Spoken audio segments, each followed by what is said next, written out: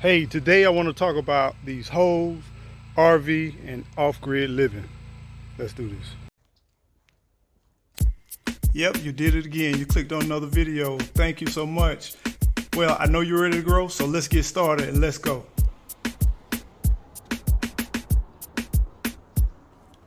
Grow, eco neighbor, grow, grow, grow, eco neighbor, grow, grow, grow, eco neighbor, grow, grow, grow, eco neighbor. Hey fam, yeah man, I just really want to share some lessons learned. Y'all seem to be liking these lessons learned, and a lot of these things, a lot of times you see people, they professionals, they got it together, but they're not sharing with you the struggle. So let me share with you a few issues that I have with when we call water system. We install a new well, loving the well, but we're trying to live our grid. So therefore, you hear that noise in the back? That's the generator.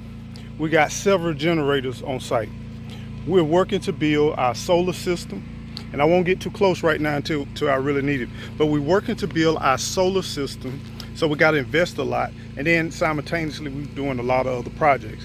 But one of the things temporarily that we are doing for electricity, and our main source of electricity, is our generators. There's one generator that I recommend for 1 horsepower. I can't speak to no other types of horsepower, but for 1 horsepower pump, well pump. Our pump is a sump pump. It's all the way down at the bottom of the well in a 40-foot cavity body of water, about 20 feet into that cavity. The pump is actually at the bottom, so it needs power to pump the water up. So our routine, let me talk about our routine. We have agreed, Gigi and I have agreed on a water regimen. So as you know, when you wake up in the morning, you want to take a fresh bath. So I typically wake up very early in the morning because I got a big commute. I wake up early in the morning, and then I take a shower, get dressed, do whatever I have to do. Then before I leave, at night, because it's night when I leave, before work, I end up starting the pump, getting the pressure of the pump up. I'm gonna share with you all of the different things and all the different components and different parts of it. It'll make sense when I share it with you. For those of you who have already been off-grid living, you already know what I'm talking about. So be prepared and understand. Next thing, when I'm off to work, Gigi will fire up sometime during the day. After she gets up, take a bath, she'll fire up the generator. The reason why we have to do that is because we don't have permanent electricity on the property. The fact that we don't have permanent electricity on the property, we have to use some source of real powerful generator. Now, you don't want to take chances when you have a pump at the bottom of your well. You don't want to take chances on risking damaging that pump. So you need a good power source. You need a strong generator that can power something that can power a whole house. Okay, we're not talking about the little RV generators. We're not talking about the little plug in your laptop type. No, you need a good one, though you will burn your generator, you burn your pump out.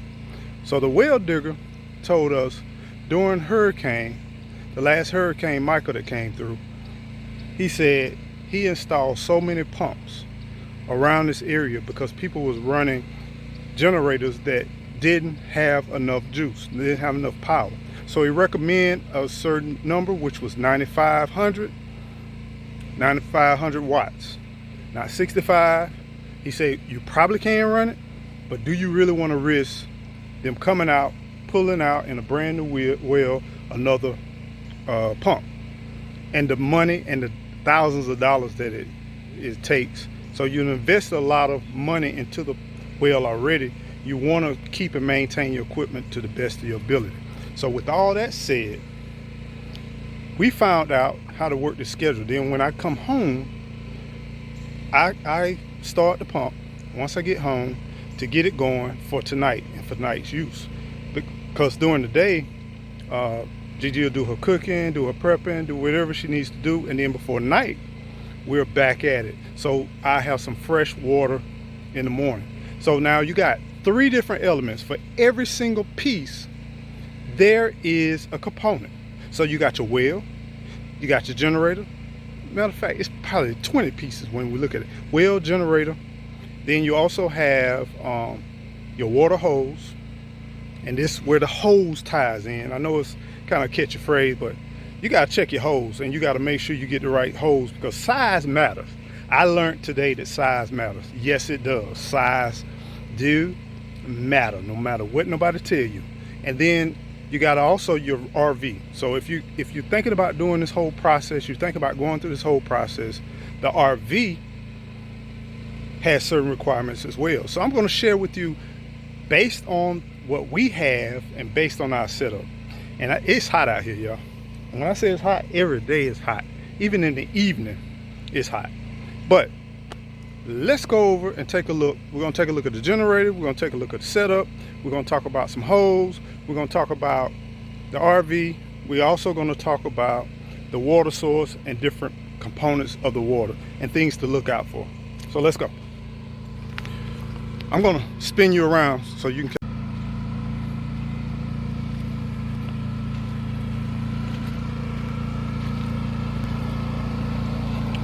All right. Working on the pump house. Still a lot of work to do. Y'all stay tuned for this video that I'm going to shoot about these solar panel street lights. I love them. I simply love them. We're going out grid, baby. So let me check the pressure before I turn everything off. Okay, we're good on the pressure.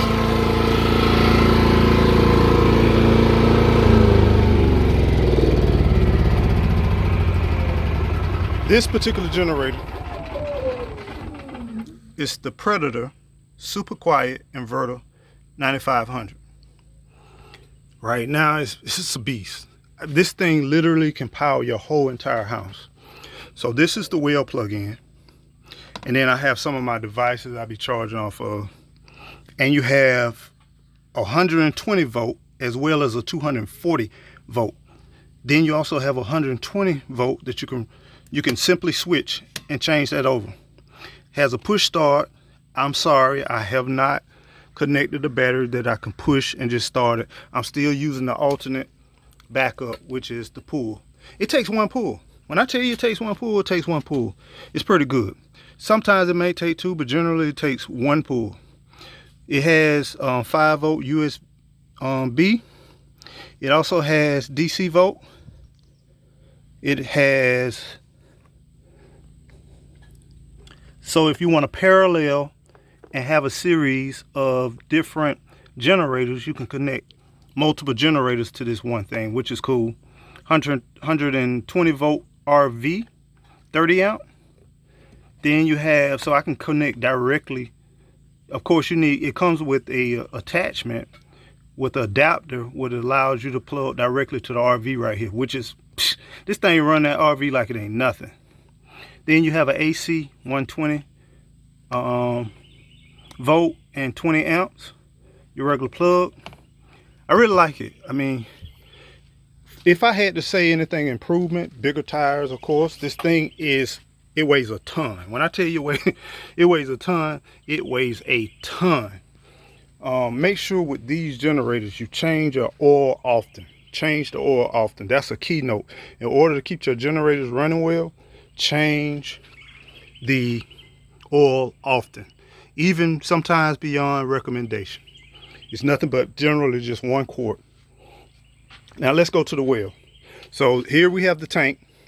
We got an 80-gallon tank right here. And of course, this is the actual well. The pump is all the way down at the bottom of the well, the pump and the screen. And it comes up. This is here cut off specifically for water management to come out and check it from time to time, check the water quality, and also for inspection. Then as we come around here, that's the box, and this is what you want to look out for right here. So with this particular well, and this is only this particular well, once it has a shut off. Once it get to 50 pounds of pressure, it shuts off. But it generally runs anywhere between 30 to 40. As long as you're in 30 to 40, we good. We totally good. The max power It's 75 psi. That's why it shuts off at 50, so we won't overpower it. Okay. Then as we work our way around, I put on this adapter. You have a main source, so when we get ready to do our plumbing and our house and irrigation and all that, we'll be running it through here. And this has a shutoff valve, and it's quite a bit of pressure. Quite a bit of pressure, as you can see. It don't play. It's almost like a little fire hydrant. So I attached, it came with this faucet. So I attached this grommet, and it's cold. It's ice cold. It sweats during the day because the well water is so cold. And when you're talking about a hot day, right now we still are flushing everything out. You expect, one thing I want to tell you, expect to have muddy or cloudy water. Depends on where you are. We have sandy soil, so we have sand in our water, and the more we use it, and then it also depends on the water table. So it's almost like putting sand in a glass of water. Some will float up to the top, and some will float up, the majority will float to the bottom. So be expecting some cloudy water sometimes, or if you got a lot of rain, you got a lot of, but trust me, this water is better than city water all day long. Because you think sand and stuff like that, just because water is nice and clear, don't think that it's the best water with all the chemicals and everything they pouring into the water just to make sewage water, which most cities, they recycling the water. It's not true water, like clean water from the earth. Most of the water is recycled. So when you boo-boo, you poop, it goes through a process, and then they recycle, then they have to put chemicals in there to make it clear and to make it be palatable. So keep that in mind. Anyway, off the subject. So this is just going to my random hose right here. I know I need to do better, pick it up, organize it. This goes to the RV. So this hose is like a 5/8, and it goes all the way up. Now remember, the longer the hose, the weaker the pressure. And we position this well because we plan to build in a home over here. And that will be practical to bring the well close to the home. We didn't build a well for the RV because the RV is going to be like more like guests, more like a little place for if we have family or guests to come over. They have their own private place for right now. Yeah, for right now. So here is the water hose. We're winding up here. And this is a lot of hose. Man, it's a lot of hose. And when I say size matter, let's talk about size matter when it comes to hose. When it comes to water hose, is the smaller diameter. So we talk about the size of the hole, the opening. The smaller the diameter, the more water pressure you have. The wider the diameter, the more volume of water you have. So if you don't have enough pressure to pump that water through, you might want to consider a smaller diameter hose. So this is a hose I'm probably going to change out and get a smaller hose to give us, we hear you big boy, to give us more pressure in the RV. Now let's make our way to the RV, okay? Y'all hear Sean? Let's take a look at Sean. Let's go off our beating trip. And we are obtaining eggs, y'all. We getting eggs. You doing your thing, Sean. You doing your thing, Sean. You doing your thing, Sean. I see you doing your thizzle, dog. Give me that. Give me that. You doing your thizzle. Yeah, you putting it down. Y'all getting out them eggs. And yeah, we have one box where one chicken tipped it over and got caught up in the box. So Gigi had to free one of them little hens right there. But they doing their thing. I see. Sean wasn't real confident in the beginning, but he's getting the courage back, you know. All right, let's keep moving. Back to these holes. Yeah, I know, Sean. So got my solar panel random. It's random because we using it for certain reasons and to power certain things. But let's talk about here. So I need to fix that leak first of all. It's not really a leak, I just need to tighten it up. So you have city connection, which is the water hose. And remember, the smaller diameter hose, the more pressure you got. So if you got a weak pressure water system, try a smaller hose and shorter and smaller. So hey, there's benefits in being short and small. Oh, okay, anyway, fresh water connection. This is our reserve. So what I like to do is keep this in water, but then at night make sure this is full. So this is the reason. If you're off-gridding, and if we didn't have this water source, I could fill this compartment up and then we could run water. So imagine in the middle of the night, it looks like, no, it don't look like that. It looks like that out here. And you're trying to find a water source. You're trying to fix a water. There could be something like a kink in the water hose, and for whatever reason, I don't know, these new water hoses, they like to kink, and then I don't know why they roll them up. It got to be a different way or a special way you can do it, but some reason the water pressure might get low, and like areas like this, it may be a kink in it. So imagine, here it is, you trying to take a shower at 10, 11 o'clock at night, and then you find out that there's a kink in the hose. Something simple like that. Or you might need to come all the way down here in the middle of the night.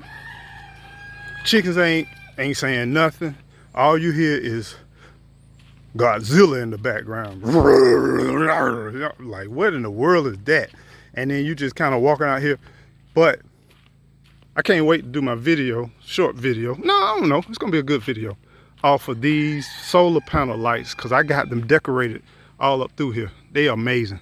Imagine having electricity, things what we used to have in electricity, but now we're doing solar. So I'm exploring a lot of different options. Every time I'm spending, it's intentional. Everything I'm spending my resources on, it's me paying a lot in the beginning, but the goal is long term, it's going to allow us to be self-sufficient. What I mean by self-sufficient, if storms come, or if we can't make it to the stores for whatever reason, we're gonna have our own electricity, we're gonna have our own power source, and we're gonna have everything we need. So that, in a nutshell, I want to stay on topic. That in a nutshell is what the water is all about. And I just saw something I want to share with you. So let's talk about this generator here.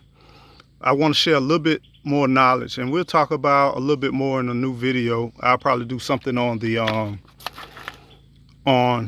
difference between max starting watts and running watts. So think about an AC and an RV, or think about this well.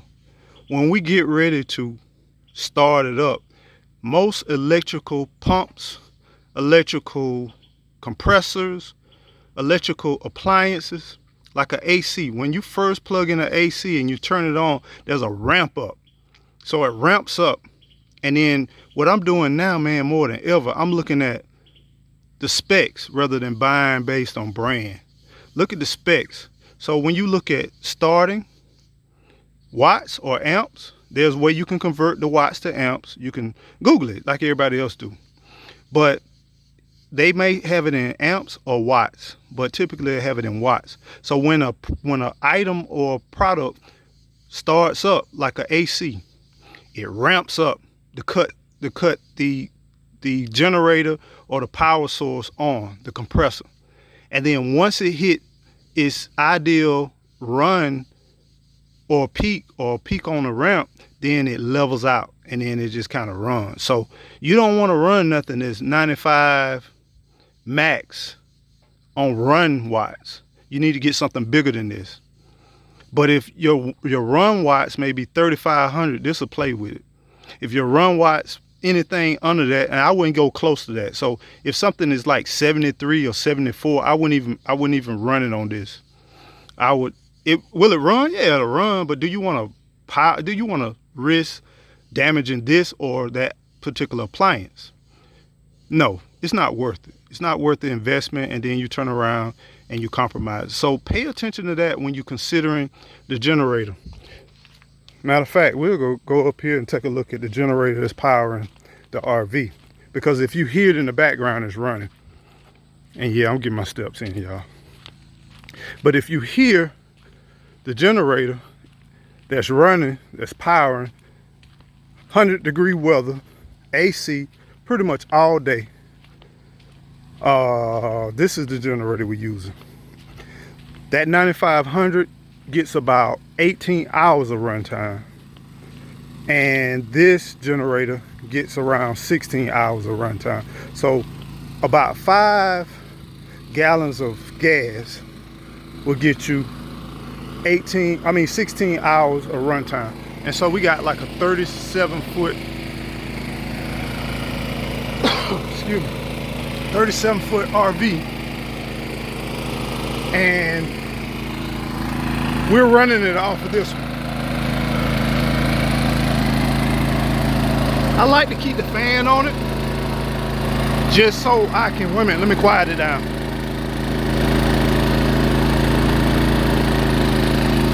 But I like to keep the fan on it to keep it cool, keep the engine cool, and keep the oil cool. This right here is a Predator 2. And this Predator is a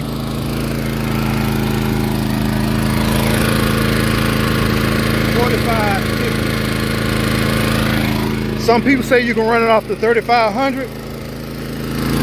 And this has an inverter to it too. So basically, this 4500 will outpower this 5,000 watt 6250 Power Stroke. It'll outperform this, and it's quieter. It's a heck of a lot quieter, and it burns. This probably lasts about 8 hours off a tank. Same amount of gas. This one lasts around 16 hours. Look at that light, y'all. Y'all see that solar panel light? So at night when I come out here, I know I'm gonna set it up. I'm gonna set it up right. I'm gonna put it on the post. But at night, you see all this here? This is what's surrounding me at night. I gotta see. If I have to come out here and do anything to it, this is what I got. But this is a cool generator right here. It got USBs.